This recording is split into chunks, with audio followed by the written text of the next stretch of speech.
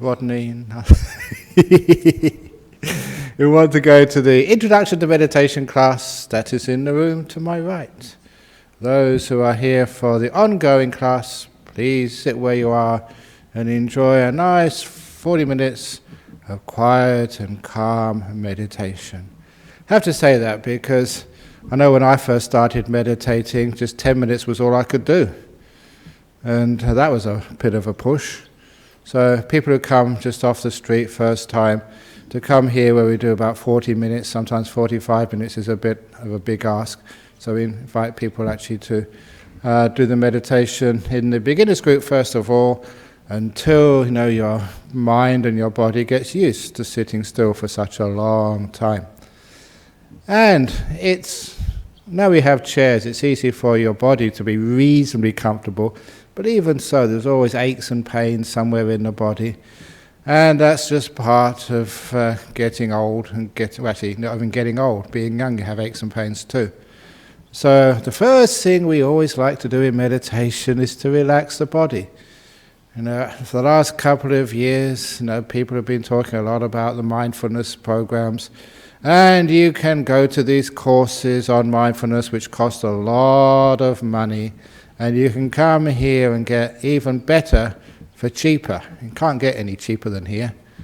And I remember just a couple of years ago being in Kuala Lumpur, and this really wealthy young man came in. His father owned not one businesses, but many businesses. And he had some problems with his life. So he went to this United States, the Mayo Clinic or something, where all these great film stars, incredibly rich people, politicians, they go for rehab. So he went there, and he came and told me, all those people who teach there, they're all Buddhist. And he said, they teach exactly the same as you do here in Kuala Lumpur, and you teach it for free. I said, I didn't need to go all that way and spend all that money. And I said, yeah, exactly. You can come and get it from the source, and it's the best and the cheapest. So you're all very lucky here to get the best meditation teachings, and even more importantly, the cheapest. Actually, it's not the cheapest, because we never say it's cheap here. We call it priceless, which is much better than cheap. Because this lady once called me, and she said, how much do you charge for your meditation? I said, nothing, lady. And she said, well, you can't be any good then. And hung up. And that's not right. Just because you don't charge doesn't mean you're no good. It means actually you're probably even the best. So, this is top-range meditation teachings with mindfulness. Now, it's great to understand what this really is. Mindfulness isn't awareness. You know what's going on, but everyone is aware, is mindful. But it's putting mindfulness in the correct areas. It's where you place your mindfulness makes all the difference in this meditation technique. So where I encourage you to place your mindfulness, what to be aware of, is first of all just relaxing your body. Because if you put your mindfulness on a place which is not interesting for you, and it doesn't really develop some benefits, soon your mind gets bored and you go thinking or dreaming of anything else, something else. So the mindfulness has to be focused on a place, which is you understand what you're doing, and it gives you some quick, very clear results. So mindfulness of the body first of all. And the mindfulness of the body is just simply being aware of how relaxed you are, how comfortable you are, how at ease is your body. So you start off, obvious stuff. How are you sitting? Is your body comfortable? Have you got your legs in a position which they're going to cause you pain later on? Is your bottom properly adjusted on the chair? Is your back just nice? It doesn't need to be straight. You feel, that's what mindfulness is. You feel the position which is the best for you. And sometimes you have to experiment. If your back is too tight, it feels, it's okay, but loosen it a bit, that feels better. You say it feels better. What has happened there? You are mindful of your back, and you are mindful enough to see what I call feedback. You see the feeling in your back change. When I let go a bit, it feels more comfortable. You've got feedback, which shows you that you have relaxed the body. And that whole idea of feedback, you relax this, it feels better. You move this, it feels more comfortable. Or sometimes you move and it's less comfortable, you've gone in the wrong direction. But at least the awareness of the state of your body gives you enough feedback to get into a very comfortable position. But we don't stop there, because that's just ordinary stuff. Then you use that same mindfulness, not just of the general position of the body, but even of parts of your body inside. You may feel a little bit hot, you may feel a bit ache and irritation, you may have hay fever and have an irritation in your throat or in your nose. You may have an ache in your tummy because of what you ate today, or just because you've got long-standing irritations in the bowel. Whatever it is, that feeling, you become mindful of it, you're aware of it as much as you possibly can, and then you see just what makes it worse, what makes it better. The mindfulness gives you feedback. Sometimes just the attitude you have to it, I don't like this, you can feel it actually get worse. So just leave it alone, let it go. It can sometimes get better. You get the mindfulness of the attitudes of your mind and how that affects your body and how it eases some of the tightnesses and tensions in the body. And of course, like anything else, it takes practice, but after a while the mindfulness feedback will teach you how to relax your body very, very deeply. And how deep do I mean? When your body does get fully relaxed, or pretty deeply relaxed, it feels pleasant. You can't look at any places, any tightness anywhere, nothing being stretched, nothing being squashed, no pressure on parts of the body. Everything feels very loose, relaxed. And the similes which I can give for this is, for me anyway, sometimes you wake up in the morning, you've had a really good night's sleep, and you feel really cozy under the sheets or the blanket.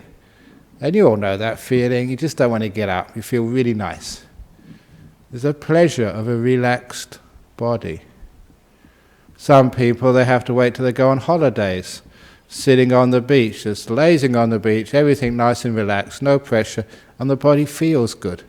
Or you go to a spa somewhere, which costs a lot of money, and there you sort of have massages or hot oil. That also relaxes the body. And you can feel it relaxed. It feels good. It is a certain pleasure called the pleasure of a relaxed body. And it's quite important for you to be mindful of the delight of a relaxed body, because that keeps you more aware of it. You're having fun. It feels good. And one of the important insights in meditation is once you can perceive and be mindful of the pleasure of relaxation, just how delightful your body feels when it's relaxed, the relaxation goes even deeper. Not because you decide to relax, but the delight, that is the vehicle which takes you deeper into relaxation. So you've actually really relaxed your body. Now, that mindfulness, which you've just been doing to relax your body, together with the letting go, it's an important word, this letting go, which was actually the cause of that relaxation, because you've done that on your body, aware, letting go, and that's relax the body, you do exactly the same, continue on with your emotional world. Now, of course, first of all, that as everybody should know these days, that if you do have any emotional problems, any fears, anxieties, traumas, whatever it is, a lot of that is actually stored in the body, the tension, the tightness, because you had a very difficult day. And just by relaxing the body and getting the body really at ease and peace, a lot of the emotional problems, not all of it, but a significant amount, is actually released just in physical relaxation. You do feel more at ease inside your own head when the body's relaxed, because a lot of the physical emotional tension stored in the body is released. So you're already sort of starting to relax your emotional world. But now you go really deeper in relaxing your emotional world by just doing exactly the same. You can feel the tightness, the agitation, the pressure, the lack of relaxation of your mind. You're mindful of that, and you see how to relax your own mind. Now, of course, most people would say when they do meditation, I can't stop thinking. Yeah, that is the problem, but what is the solution? The solution is understanding those thoughts aren't really the problem, it's the underlying sort of agitation, the thing which causes the thoughts in the first place. That is the problem. And this particular method of being mindful of the general relaxed state of your mind, or the lack of relaxed state in the mind, the agitation, be aware of that. Forget about the thoughts. I don't mean just ignore them. Don't think they're a problem at all, just leave them alone. But just be aware of the general state of relaxation, agitation, stress, or peace of your mind. Put your awareness there. And when you're mindful of the general state of relaxation or agitation of the mind, you will soon be able to do that same letting go, the same relaxing, which relaxes the body. Do that to your emotional world, and you will witness for yourself that your mind starts to get softer, more at ease. The thoughts get less intense, less of a problem. You're actually softening them down.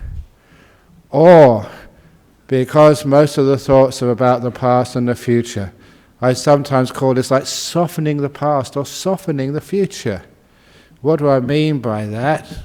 Relaxing the past, relaxing the future. You just feel all this stuff of the past. You feel its tightness, its tension, its heaviness.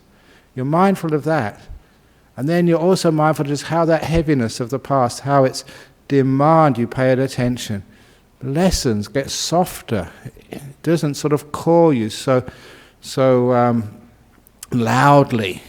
It becomes weaker. And your mindfulness can pick that up. The past is not as big a problem as it was a minute ago, which means it's working. You're aware, you're softening, you're just letting it go, letting it go, letting it go. You can feel that happening. Many people, they just want, as I always say, the silver bullet. Let go so it just disappears straight away. Of course, there is no silver bullets like that. You let go sort of slowly, you soften it, relax it in the same way you relax the aches and pains in your body. And then soon your mind becomes all relaxed, at ease. It becomes at peace. Past has been softened and it doesn't bother you anymore. In the same way that irritation in your throat has been eased, so it doesn't bother you anymore. It just falls off the radar. And the same with the future. All these things you're worried about, you soften them first of all. Just see how they're not so demanding, how they can be relaxed, until that they don't bother you and they disappear as well. And then just most of your thoughts, they just vanish. You didn't get rid of them. You didn't chase them away. If you chase anything away, it'll come back again pretty quickly. But you just relaxed everything. You let go. You just softened your mind. It becomes really peaceful. That is what this meditation is. Mindfulness, relaxation, until your body and mind feel so relaxed and peaceful.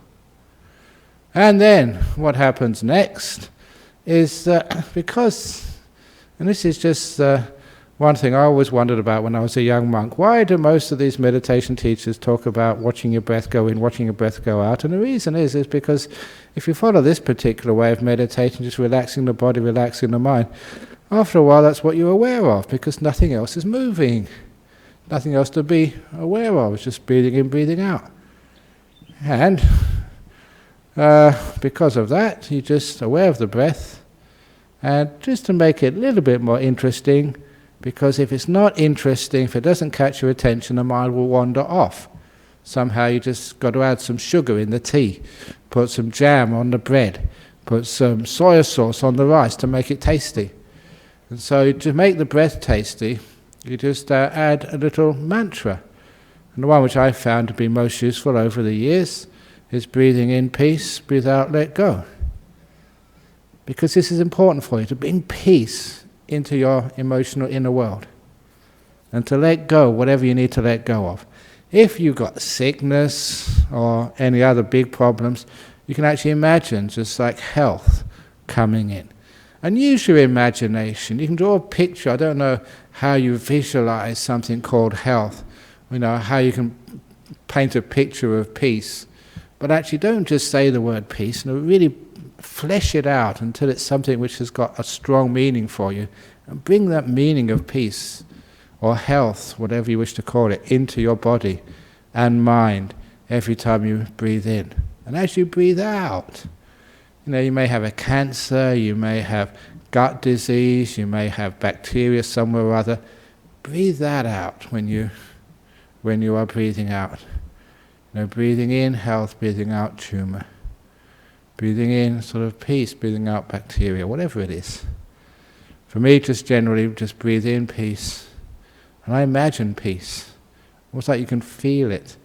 You've known that word before, but what does it actually mean for you? And imagine that just coming into your body as you're breathing in peace. Breathe out, let go, all this work and busyness you have to do in life. Breathe that out until you're empty of all that busyness, until you're full of peace. Now you're really getting into some nice meditation. And I think that's enough for now. So, having given you state-of-the-art meditation instructions, now is the time for you to rearrange your posture, just in case. So if you'd like to get yourself nice and comfortable, healthy, as best you can, in this old body. And it will be about 45-minute meditation, 44. Or thereabouts.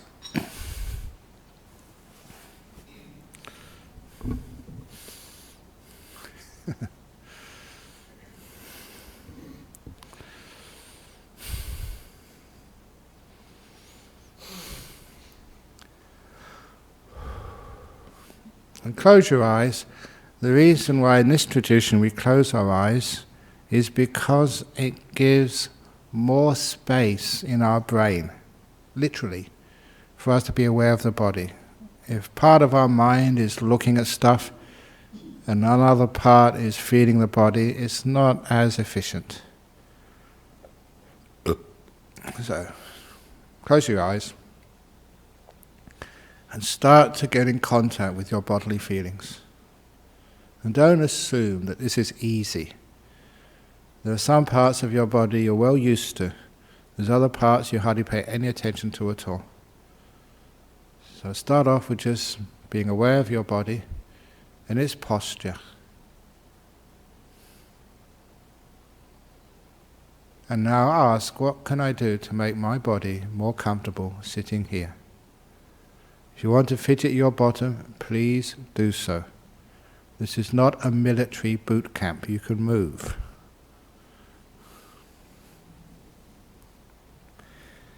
If you want to cough, please cough. This is not the Perth concert hall.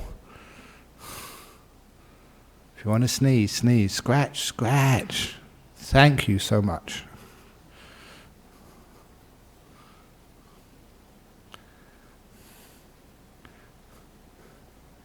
If you've got a tight piece of clothing, like I've got right now, loosen it.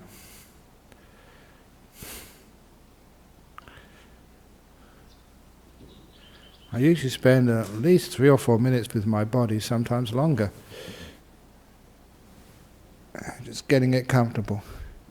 And it's not just pampering the body, it's just a whole attitude of softness and kindness, which we're starting from the very beginning.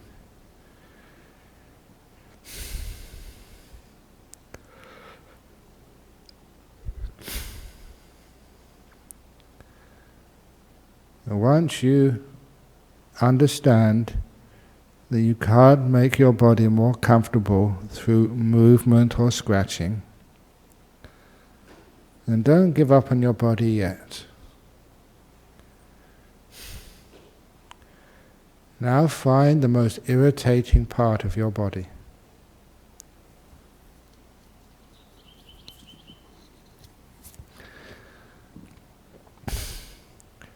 And that irritating part of your body, be mindful of it. Pay attention, get to know it,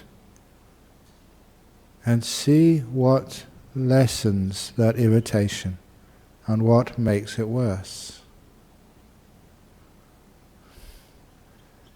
Especially experiment with attitudes like letting it be, opening the door of your heart to it, kindness, softness, peace. And see what happens when you add things like fear or control or ill will.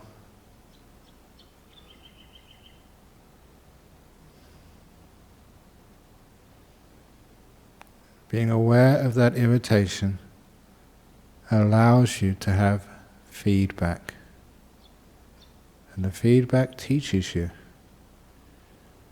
how to relax an irritation.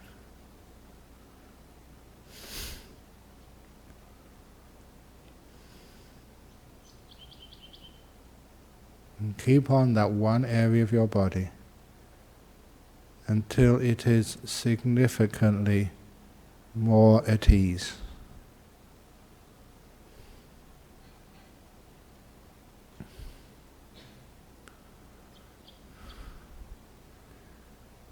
And then there may be another area of your body you need to relax.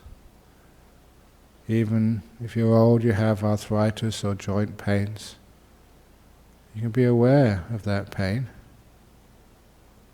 See what makes it worse, what makes it better. The attitude of the mind, because moving just doesn't help at all. But just letting it be, you find it just relaxes a tiny bit. That is enough encouragement to keep relaxing, letting it be.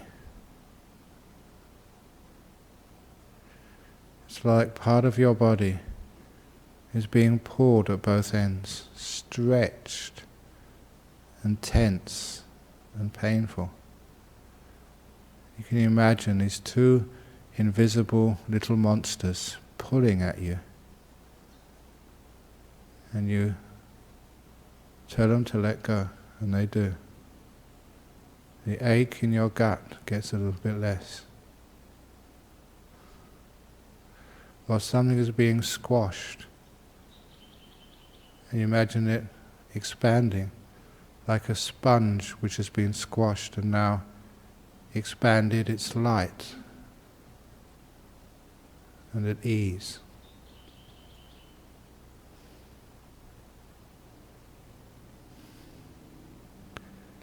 So you're not stretching anything or pulling or squashing. You're not resisting anything. You're letting your body be.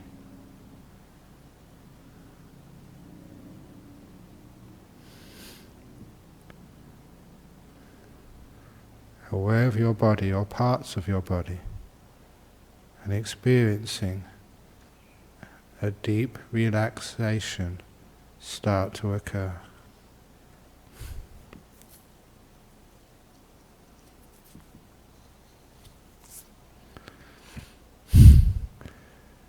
If you do need to move the body at any time, please do so. Scratches, coughs, sneezes, all allowed.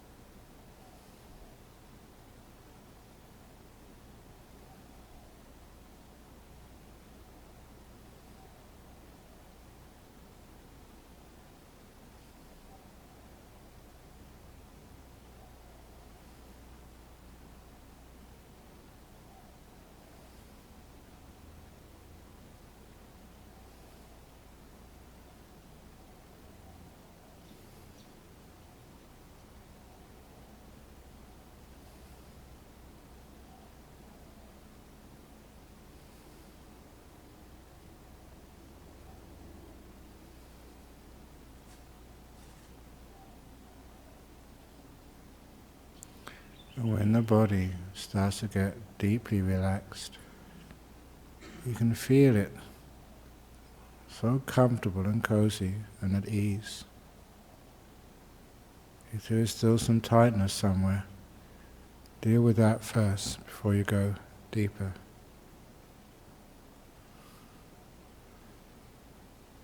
You feel results that encourages you. And it's delightful. And you know with a relaxed body your health is going to improve. It feels that way and it's true.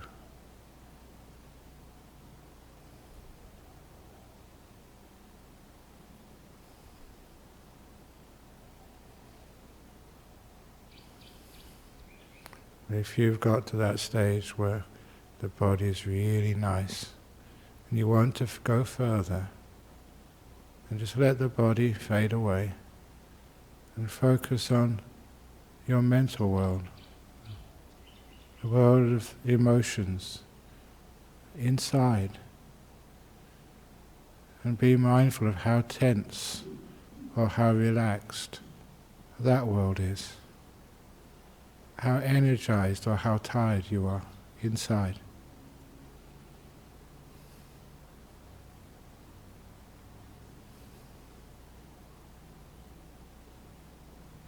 And how to relax that tension. Don't worry about the thoughts, worry about what's underneath them.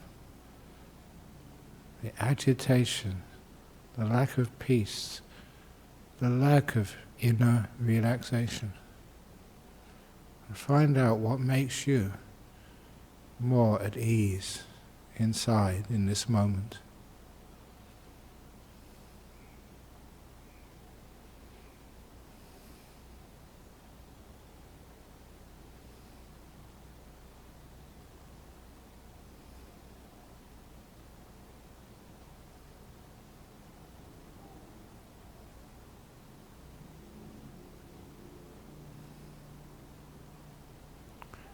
We react to things, and that reaction stops our mind becoming at peace.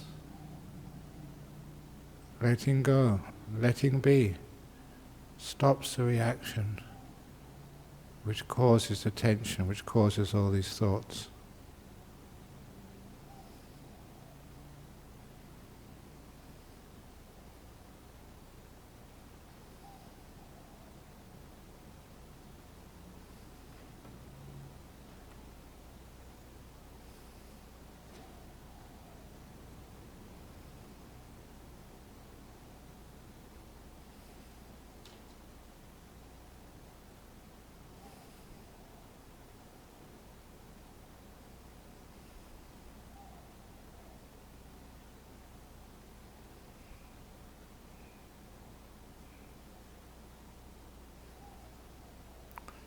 If there's some problem of the future which is concerning you, which you're thinking about, just see the general tightness and tension those thoughts create. Be mindful of that and see how you can relax your future, to soften it, not to see the particulars of the thoughts, but the general tightness and weariness of thinking. And relax that.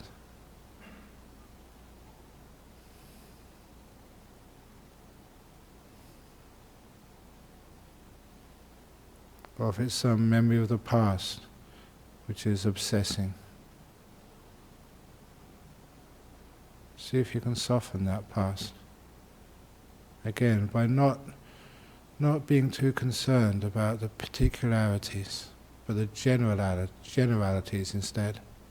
It's a whole feeling of the weight of carrying the past and how to lessen that burden. Your mindfulness sees the burden becoming less heavy. It feels it. You're going in the right direction. carry on, and the past will just fall off the radar.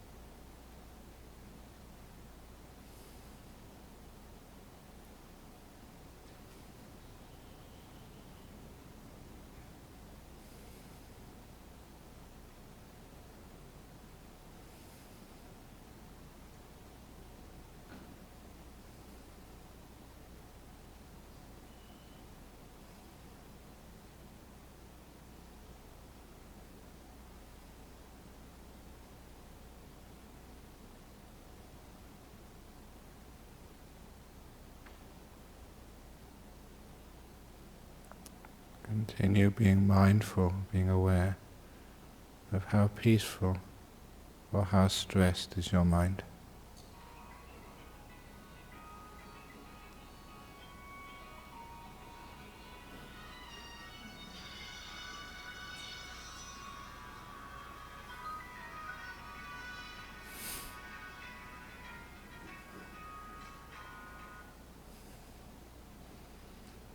How wonderful to have an interlude.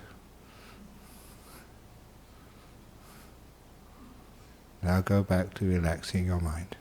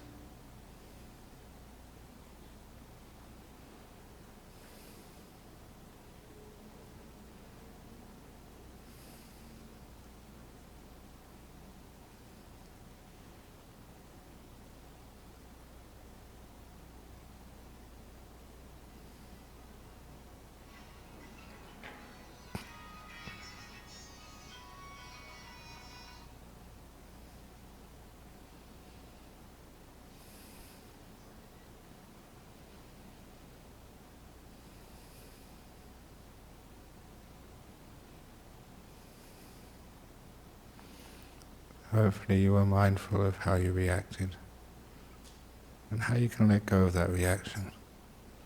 As soon as the sound stops, your mind stops. It does not linger.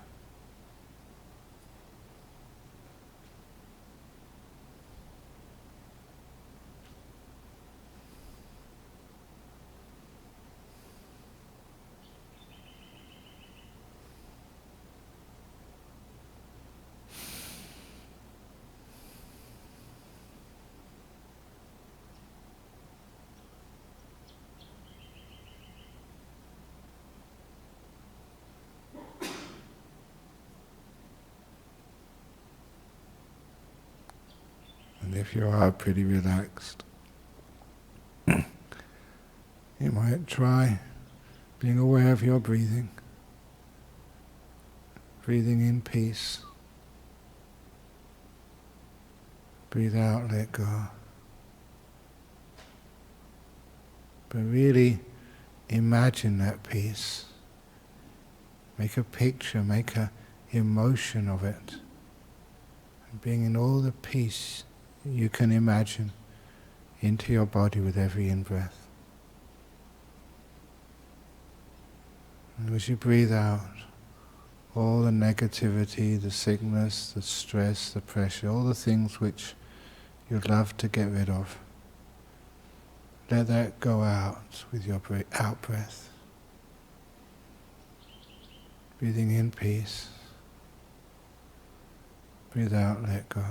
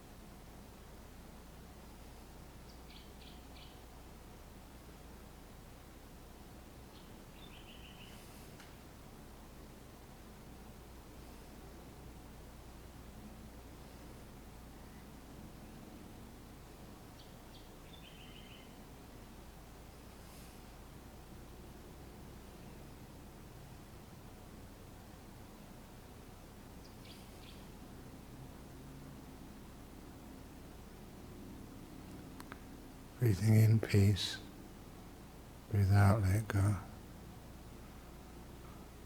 Continue to be mindful of how still you are, how peaceful. Anything which makes you more agitated is going in the wrong direction.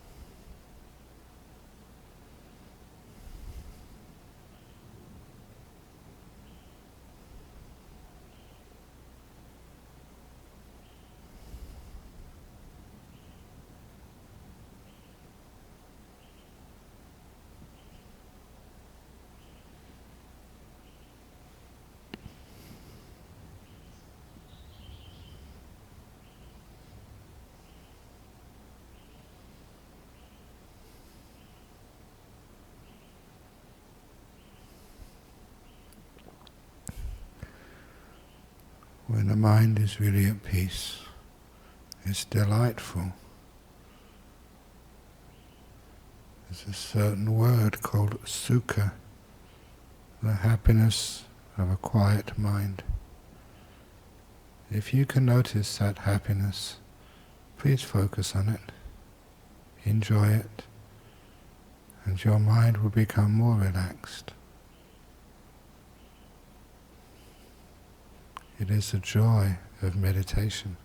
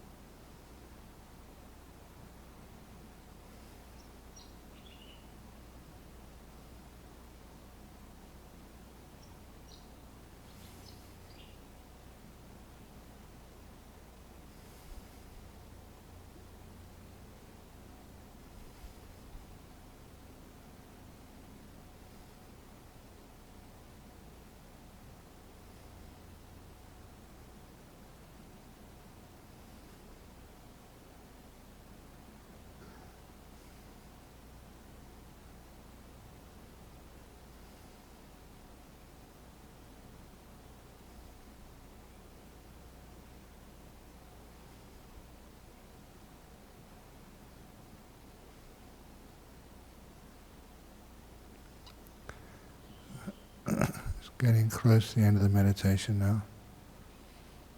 Please know how you feel. And also, just reflect why you feel this way, what worked, and what didn't work. So we learn every time how to meditate with more skill and more peace.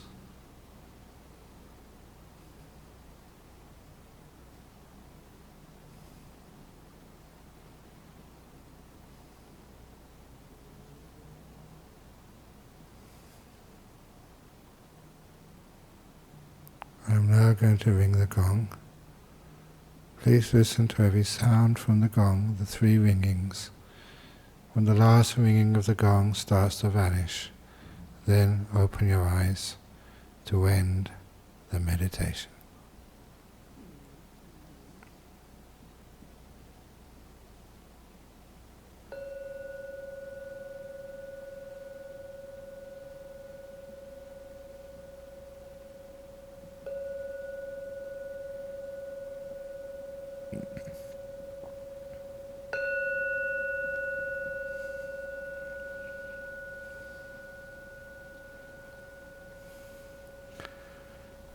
Very good. Okay, so as this class is streamed live, you've got some questions? We usually get some questions from overseas, but are there any questions from here, first of all? Okay, maybe if you think of a question, please ask in a few moments. So today we have the 3 questions from Sri Lanka, Hawaii, and Chile. How can OCD, obsessive compulsive disorder meditator, meditate when he is obsessed with so much fear and anxiety in his dangerous situation? He cannot do any normal action with his disease. Sometimes people ask me similar questions when people have sickness, whatever. And I always say you can always make peace with whatever situation you have. Make peace doesn't mean getting rid of the anxiety. It doesn't mean trying to chase it away. It's just making peace. In this moment you have anxiety, that's the state of affairs. Open the door of your heart to that. Be kind to that. And be gentle. Especially the kindness there. So if you can open the door of your heart to your obsession. Don't try and get rid of it. Leave it alone. You find that that's incredibly powerful. What it does tend to take away the root of that obsession. It gets a bit less. And if you find that it's working, you can carry on and do deeper. Because your mindfulness is going to this general, the amount of OCD, the intensity of it, just how great it is in you at this moment, and what makes it less, what makes it more. So you're not really trying to find again a silver bullet so you can just watch the breath instead of watching the OCD. Watch the OCD, be mindful of that, be aware of it, and just make peace, be kind, be gentle, and you find its intensity starts to lessen. The anxiety, instead of looking at the anxiety, the underlying cause of it, the tightness, the stress in the mind, the fear, whatever it is, and see if that will make it more intense. And little by little, there's a good chance you will be able to lessen that. And that is meditation. Meditation is not just being really peaceful and incredibly still, sitting for hours with beautiful lights in the mind, blissing out. That's the result of meditation. But it's actually what you're actually doing. It's wonderful, making peace, being kind, being gentle, being aware and relaxing. That is the work of meditation. So please never confuse the work of meditation with the results of meditation. The work of making peace, being kind, being gentle, being aware and relaxing, letting be, that's the work. And if you can do that work of meditation, eventually, you do get to those wonderful states. And from Hawaii, can you tell me how to let go of anger through meditation? Most times people get angry because they've lost their resilience. They're so stressed out, so worn down, that even small things make them angry. And even from people they really love and care for, make them angry. And quite frankly, that one of the great ways of overcoming anger is to sleep more, rest more, have more naps, because people are very, very tired. And because of tiredness, they've got a lack of physical resilience for diseases, lack of emotional resilience when things don't go their way, and you find that that's one of the biggest causes of anger. So sleep more from Hawaii, and rest more, and learn how to do nothing more, because even when people are sleeping they feel that, oh, they've got time off, they always fill it up with things to do. Learn how to do nothing. Must have some beautiful beaches. I've never been there, but people say it's one of the most idyllic places. Go and find a nice beach and sit there and just do absolutely nothing. And doing nothing is another word for meditating. And that way that the mind becomes more soft, it rests more, gets more resilience, and you will find the sort of things which made you angry before don't make you angry anymore. Anger is like you have a very hard mind. It's brittle, so a tiny thing, just throw it against it and it cracks, like the glass outside. But, some things are just so soft, like a sack of potatoes, mashed potatoes, or like my favourite mushy peas. You throw something at a bunch of mushy peas, it doesn't crack, it doesn't break or shatter.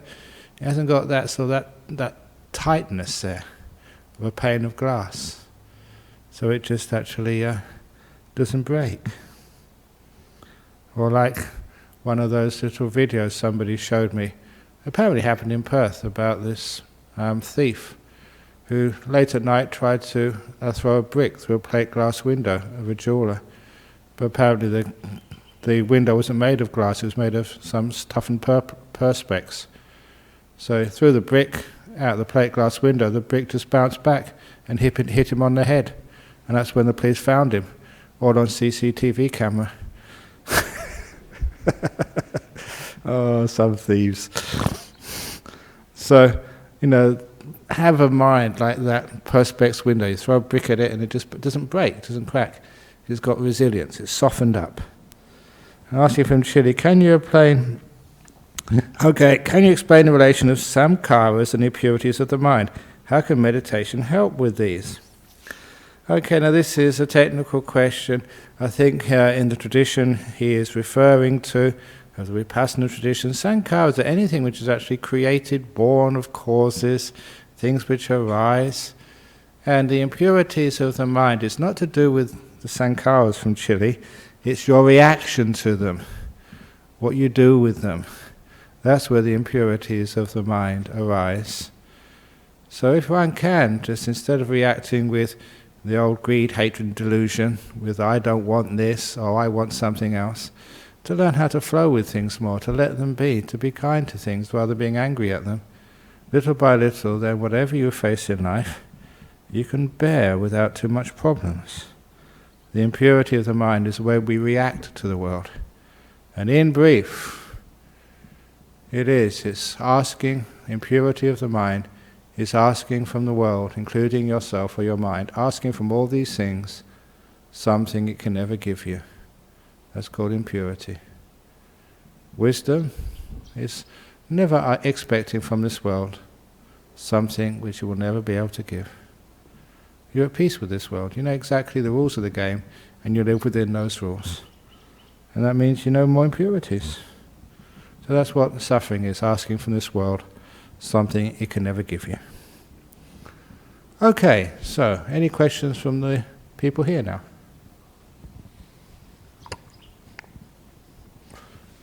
Somebody once told me that the question which everybody would like to ask at this stage of the meditation on a Saturday afternoon, the question which is in your mind but which hardly anybody wants to actually to put into words is, can we go now? And the answer is yes. So let's go. So, okay, very good. So pay respects to the Buddha.